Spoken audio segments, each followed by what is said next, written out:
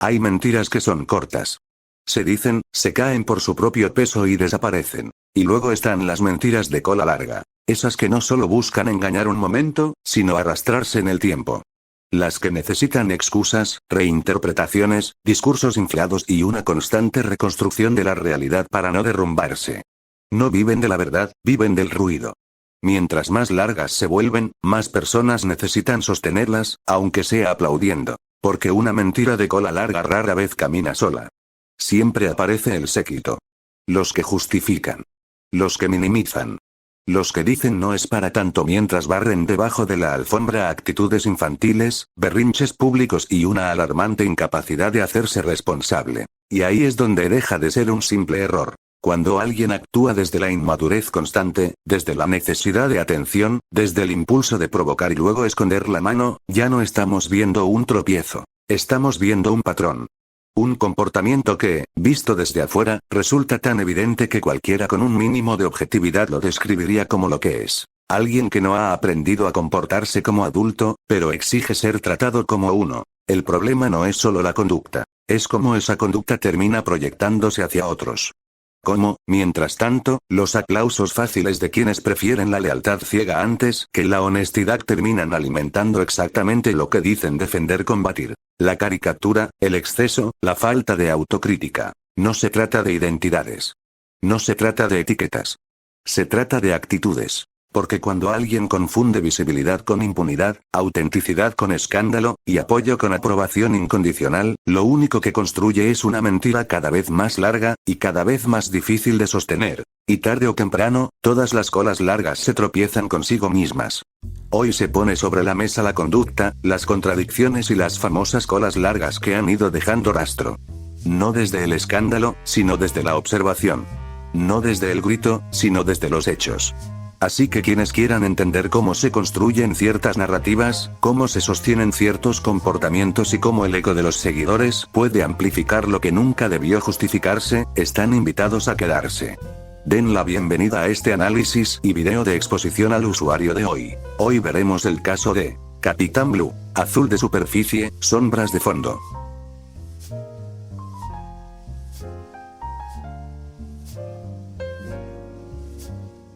Antes de entrar en materia, es importante poner el contexto sobre la mesa. El usuario conocido como Captain Blue creó su canal de YouTube el 7 de octubre de 2015. Sin embargo, su primer video que actualmente permanece público fue subido el 9 de agosto de 2016. Es de nacionalidad chilena y, al día de hoy, ronda los 20 a 21 años de edad.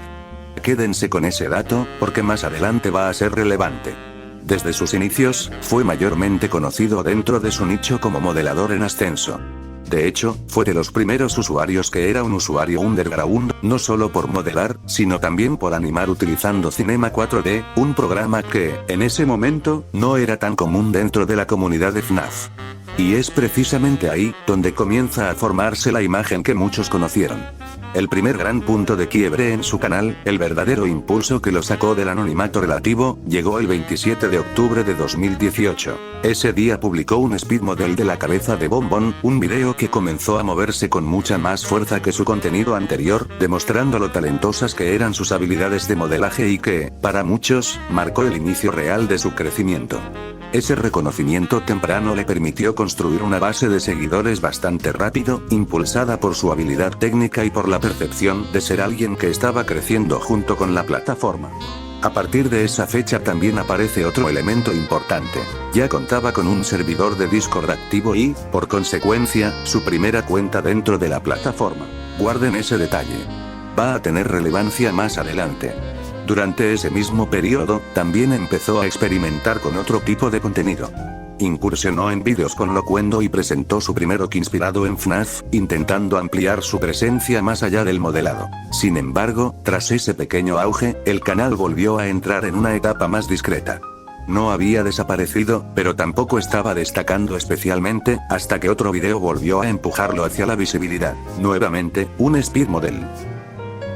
Esta vez, centrado en uno de los usuarios vinculados a la llamada FNAF Army, Funtime Co Paradise. Ese trabajo marcaría su primer contacto directo con gente de ese grupo. Y con ese acercamiento, comenzaría otra etapa.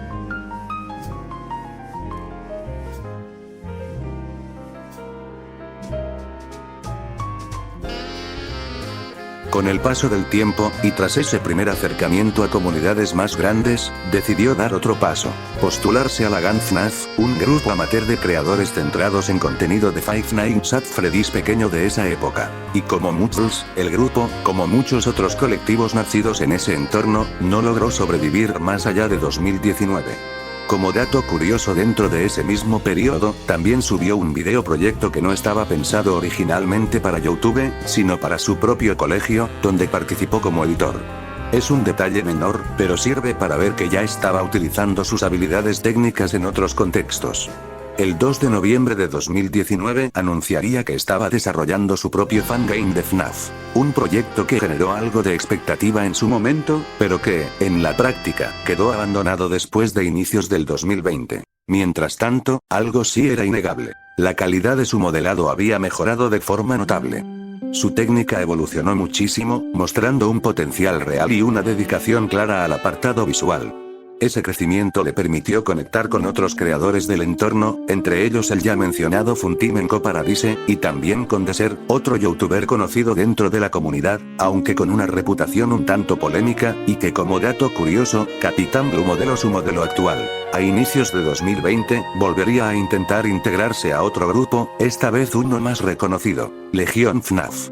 Y aunque continuó subiendo animaciones y speed models, nuevamente buscó sumarse a otro colectivo distinto, el FNAF Team, más por iniciativa personal que por una línea clara de proyecto. Es precisamente en ese periodo de 2020, gracias al especial de 500 suscriptores, donde aparece otro dato que, aunque sea menor, conviene recordar. Desde ese video comienza a mostrarse abiertamente como parte de la comunidad LGBT, y también el inicio de su actitud, y, según la información que actualmente figura en la descripción de su cuenta, es una persona bisexual, un elemento más dentro de la construcción pública de su identidad digital, que también formará parte del contexto necesario para entender lo que vendrá después.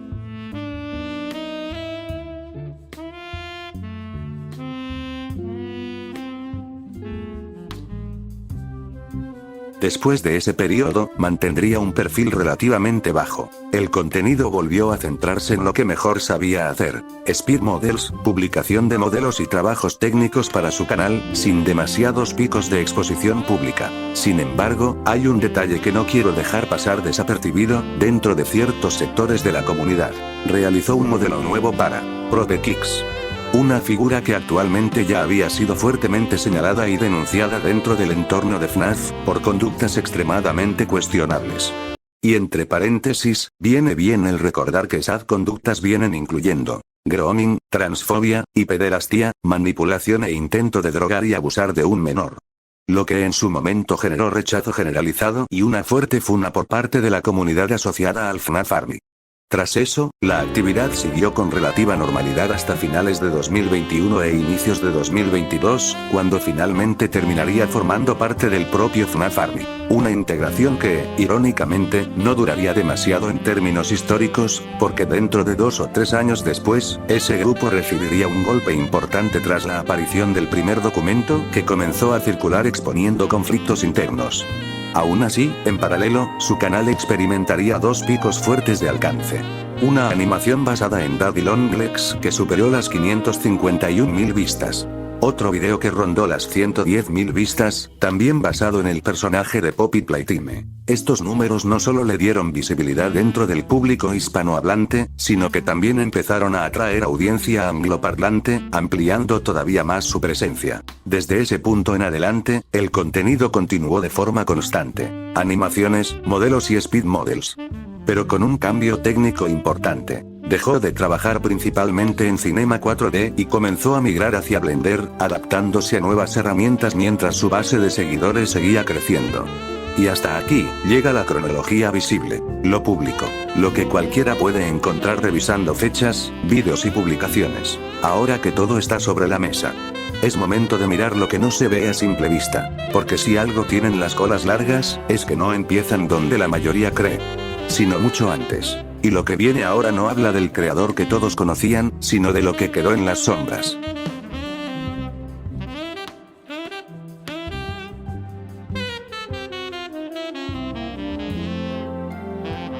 Lo primero que se repite en distintos testimonios no tiene que ver con su habilidad técnica, sino con su actitud.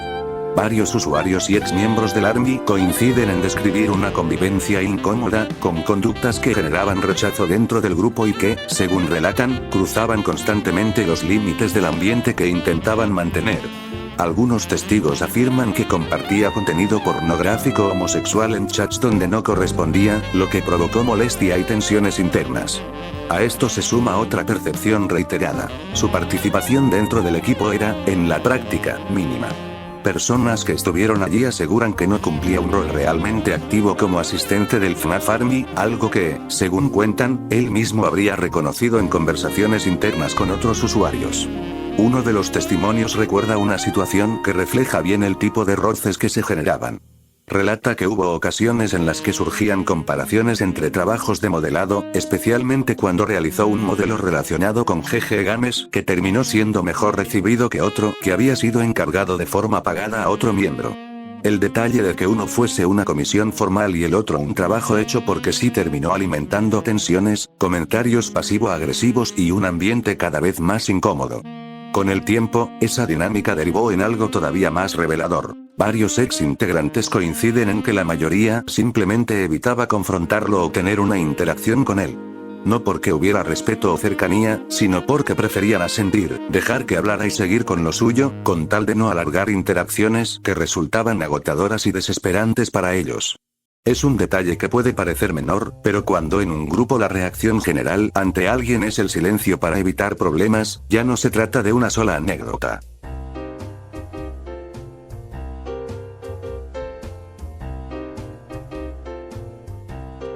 Para inicios del año 2026, se hizo el primer intento Funa. La Funa tenía que ver con los retweets de memes de parte del Capitán Blue con contenido xenofóbico y racista dirigidos hacia venezolanos. No era algo ambiguo ni sacado de contexto. Eran publicaciones que, vistas en conjunto, dejaban una imagen bastante clara del tipo de humor que estaba difundiendo.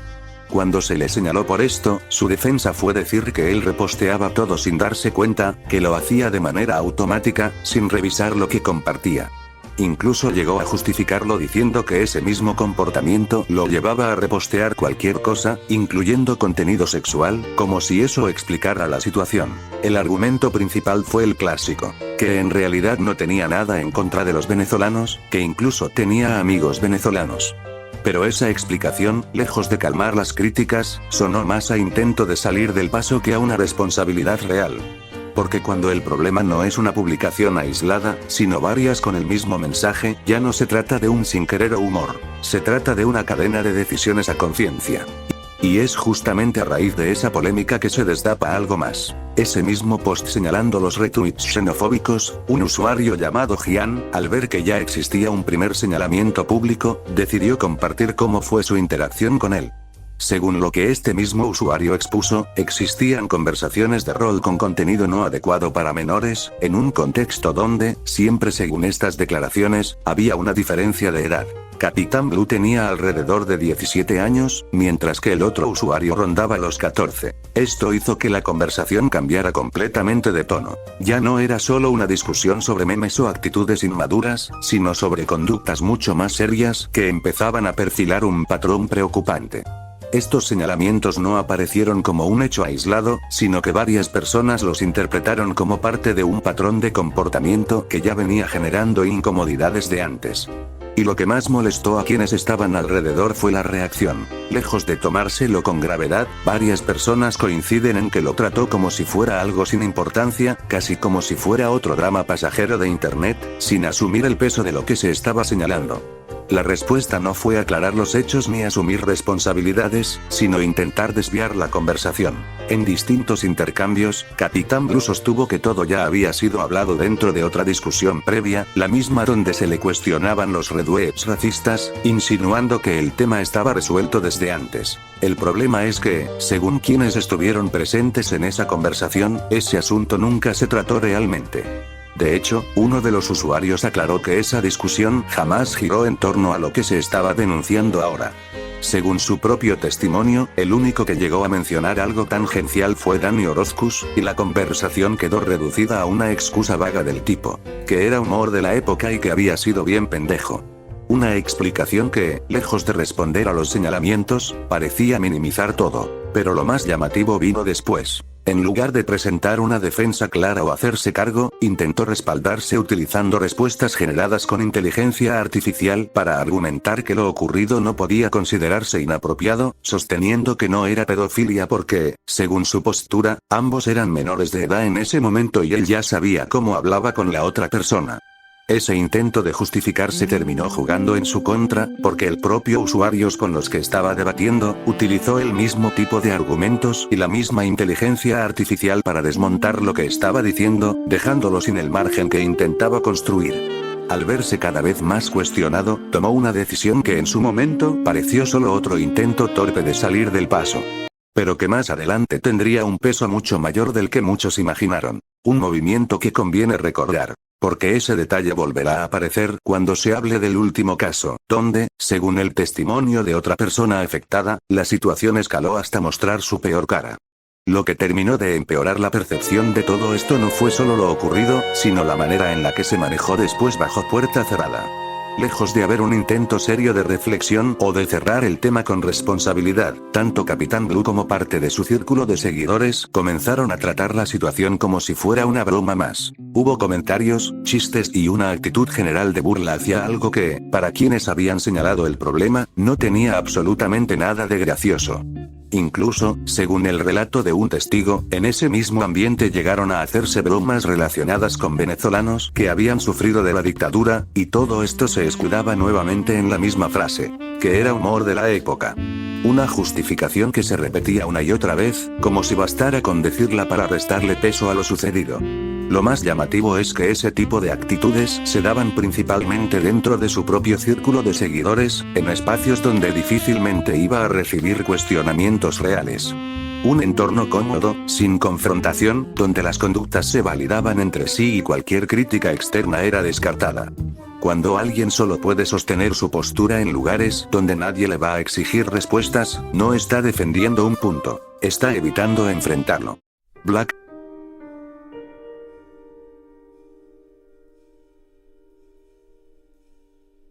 Y con esto, llegamos al último caso. El más grave de todos. Hasta ahora se ha hablado de antecedentes, actitudes, testimonios y situaciones que fueron armando un patrón. Pero hay momentos en los que ya no corresponde que hable un tercero, ni que se reconstruya nada desde afuera. Porque cuando alguien vivió directamente las consecuencias de esas conductas, lo correcto es escuchar su propia voz. Lo que viene a continuación no es una interpretación, no es un resumen ni una versión filtrada. Es el testimonio de la persona afectada, quien, conociendo de primera mano el historial, las actitudes y la forma en la que se desenvolvía realmente Capitán Blue, decidió contar lo ocurrido. Un relato que expone hasta qué punto pueden escalar comportamientos que muchos antes intentaron minimizar. Hace mucho tiempo yo le hablé a Blue porque era un modelador infinitas veces superior a mí, yo más que nada le llegué a hablar para decir que me gustaba su arte y buscar consejos en algunos casos. Tengo que aclarar que en ese tiempo yo tenía 15 años y Blue 18 si no mal recuerdo, cuando le hablaba siempre ponía caras como 7W más que nada para demostrar cómo estaba en ese momento. Lo peor es que Blue de repente sacaba temas que eran muy fuera de lugar, pasa que ambos somos de Chile y más concretamente de la misma ciudad. Y él quería salir conmigo, creo que todos sabemos con qué tipo de intenciones. Yo mantuve demasiado silencio en esto más que nada porque Blue era pareja de King Rainbow Channel, literalmente quiso ir a conocerme con intenciones algo románticas, mientras estaba de novio con King, y para rematar yo era menor de edad. No solo eso sino que yo llegaba a ignorar un poco esa conducta porque quería ser amiga de los grandes modeladores en ese tiempo, entonces yo solo quería hablar con ellos y convivir en el arte 3D, después ocurrió que Blue me mostraba fotos de su cara, y decirme directamente de la comuna en donde vive, el cual es Barnechea, después yo simplemente empecé a mantener distancia y a hablar más con King y otros amigos de él. Mientras eso pasaba Blue se desesperó por así decirlo y me empezó a mandar nudes. Y eso fue lo que hizo que yo simplemente lo bloqueara. Me dio demasiado asco toda la situación que estaba ocurriendo, y no fue un día cualquiera el que decidió mandarme nudes, fue el día en el que literalmente Kim y Blue rompieron su relación. Literalmente fue todo muy asqueroso y yo simplemente me alejé completamente del contacto de Blue, y de su server Taco Modelers. Mantuve algo de silencio más que nada porque en ese tiempo, no me gustaba crear dramas estando recién en la comunidad. Pero ahora pues me veo en la obligación de hacerlo al saber que literalmente ha hecho cosas similares a otras personas. Todo eso no recuerdo bien en qué año fue, creo que en 2022. Sinceramente no tengo mucha memoria del año de todo eso, pero más que nada eso fue y para decir lo de los nudes, que es algo verídico puedo decir que Blue la tenía pequeña, y según sus palabras le medía como 14 o 15, por si alguien más corrobora eso, cosa que creo que el mismo Kim podría. Pero sí, eso fue lo que más que nada pasó conmigo y Blue. La verdad lo superé el mismo año, pero sí ahora que tengo otra mentalidad y madure más. Es bien horrible, cuando ya me di cuenta de toda la situación. Nunca se me dio por hacer algo porque como dije, eliminé todo el chat entonces nunca pude sacar pruebas o algo similar, pero ahora que está pasando, todo esto es una oportunidad para que ese man se hunda. Escuchar este testimonio después de revisar toda la cronología no deja una sensación de sorpresa. Deja una sensación de coherencia, pero de la peor clase. Porque cuando se pone todo junto, la actitud constante de inmadurez, la necesidad de validación, los límites cruzados en broma, la forma de relacionarse con menores, la incapacidad de asumir responsabilidad, el intento de minimizar cada señalamiento, lo que aparece no es un hecho aislado. Aparece una línea de comportamiento que se fue repitiendo, cada vez con menos cuidado y con más confianza de que nada iba a pasar. Eso es lo que resulta más inquietante. No es solo lo que se cuenta en este último relato, sino el contexto en el que ocurre. Conversaciones fuera de lugar, intentos de acercamiento inapropiados, exposición personal innecesaria, envío de material íntimo sin consentimiento y, luego, silencio, evasión o burla cuando las cosas salían mal. Todo eso ya venía insinuándose desde antes en distintas etapas de su historia pública y privada. Cuando alguien normaliza cruzar límites pequeños, con el tiempo deja de distinguir los grandes. Y aquí es donde se entiende por qué tantas personas describían incomodidad incluso antes de saber exactamente qué pasaba. Muchas veces el entorno percibe que algo no está bien mucho antes de que existan palabras claras para explicarlo. Nada de esto tiene que ver con talento, con modelado, con números o con el lugar que alguien ocupe en una comunidad. Las habilidades técnicas no corrigen la conducta. El reconocimiento no reemplaza la responsabilidad. Al final, todo aquello que durante años se trató como drama, malentendidos o humor de la época, terminó acumulándose hasta llegar a algo que ya no se puede disfrazar de torpeza ni de inmadurez. Llegó a esto porque durante mucho tiempo nadie quiso, o pudo, detenerlo a tiempo. Y esa es precisamente la consecuencia de las colas largas. Crecen en silencio, hasta que ya no se pueden ocultar.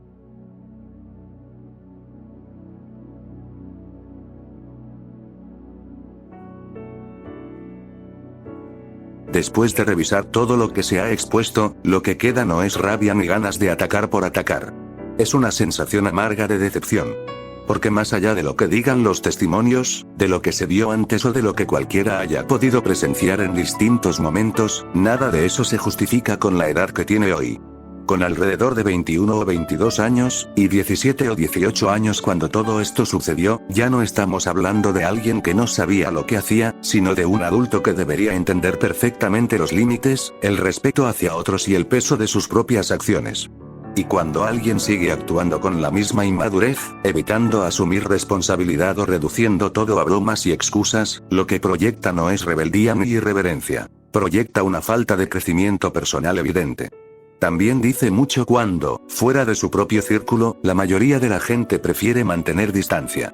No por persecución, no por cancelación, sino porque las actitudes terminan hablando más fuerte que cualquier discurso o excusa barata de justificación. Al final, más que enojo, lo que queda es la impresión de alguien que tuvo oportunidades de hacer las cosas bien, de madurar, de corregir el rumbo, y no lo hizo, ni antes, ni ahora. Y eso no es algo que pueda arreglar un video, una excusa o el apoyo de seguidores. Eso solo se arregla cuando una persona decide cambiar de verdad. Cuando uno observa los patrones que se repiten con los años, las mismas actitudes señaladas por distintas personas y los intentos de cambiar que nunca terminan reflejándose en hechos, llega un punto en el que ya no bastan las palabras. Las acciones, o la ausencia de ellas, son las que terminan definiendo a alguien.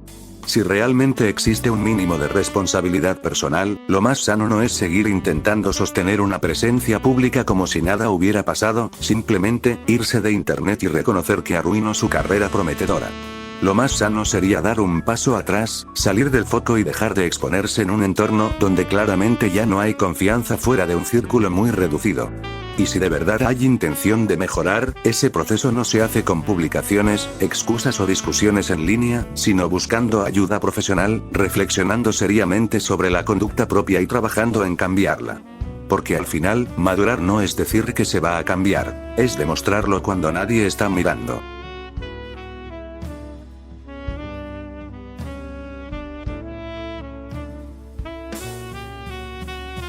Después de todo lo visto, lo importante no es quedarse con el morbo, ni con el enojo momentáneo, ni con el chisme que dura una semana y luego se olvida. Lo importante es entender cómo se llegó hasta aquí. Nada de esto apareció de un día para otro. Fueron señales pequeñas que muchos vieron, actitudes que se dejaron pasar, bromas incómodas que se normalizaron, excusas que se aceptaron para no generar conflicto. Y mientras todo eso se barría bajo la alfombra, la persona detrás aprendía que no había consecuencias reales. Ese es el verdadero problema cuando una comunidad decide mirar hacia otro lado. No protege la paz, protege el abuso de confianza. También es un recordatorio de algo que en internet se olvida demasiado fácil. Nadie está por encima del comportamiento básico solo porque tenga talento, seguidores o años dentro de un fandom. La habilidad no es un pase libre. La popularidad tampoco es una defensa. Y del otro lado, el aplauso ciego nunca ayuda a nadie. Defender sin cuestionar, justificar lo injustificable o reducir todo a drama solo crea el espacio perfecto para que las cosas escalen. Las comunidades no se rompen por quienes señalan los problemas. Se rompen cuando los problemas se encubren. Al final, esto no va de cancelar, ni de atacar por atacar. Va de aprender a poner límites donde antes no se pusieron. De dejar de normalizar lo que claramente está mal. Y de entender que la responsabilidad personal no desaparece solo porque alguien intente esconderla detrás de una pantalla, de una broma o de seguidores que lo respalden. Porque si algo demuestra toda esta historia, es que las colas largas siempre terminan alcanzando a quien las deja crecer.